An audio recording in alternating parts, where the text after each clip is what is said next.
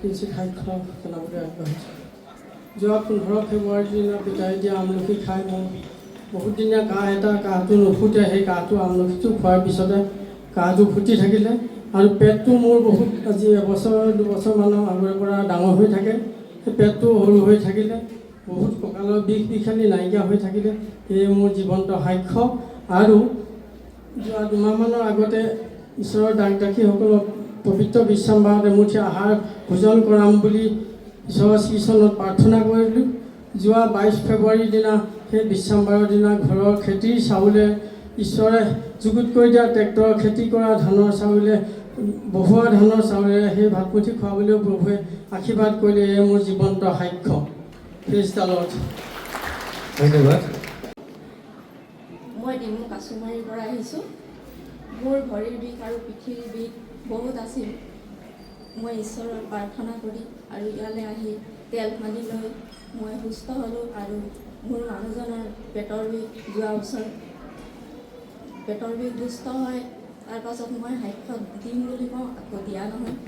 সেইকাৰণে প্ৰভুৱে মোক ক্ষমা কৰক। মানুহজন আকৌ সুস্থ, এতিয়া আকৌ মানুহজনৰ পেটৰ বিষ হৈছে। সেয়াই মই প্ৰভুক প্ৰাৰ্থনা কৰিছোঁ, সুস্থ হওক মানুহজন। আৰু মই সদায় প্ৰাৰ্থনা কৰিছিলোঁ যে মানুহজন নিজ ইচ্ছামতে আহক আৰু প্ৰাৰ্থনা কৰক বুলি। মানুহজন আহিছে, এতিয়া আহি আৰু প্ৰাৰ্থনা কৰিছে। এয়াই মোৰ সাক্ষ্য আছে। ধন্যবাদ। মই সোনিয়া মাৰ্ডি জয়ানগৰৰ পৰা আহিছোঁ। মোৰ হাতী হোৱাৰ 4 বছৰৰ পাছতে মোৰ পেট বিষ আৰম্ভ হৈছিলে আৰু মই পেট বিষত ঔষধ ভাল নাপাওঁ আৰু মই বহুত কষ্ট পাইছিলোঁ। তাৰপিছত মই মাক ক'লোঁ আৰু মায়ে মোক ডক্তৰ আৰু গাঁৱলীয়া দৰৱ বহুত খোৱালে, কিন্তু একো ফৰক নকৰিলে।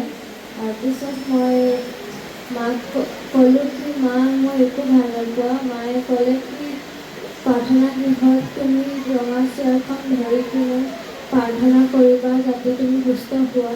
আৰু মই তেনেকেই কৰিলোঁ। তাৰপিছত এইটো মাহ যেতিয়া মই অসুবিধা হ'লোঁ, তেতিয়া মই একো দিগদাৰ নাপালোঁ। মই একেবাৰে সুস্থ হৈ গ'লোঁ।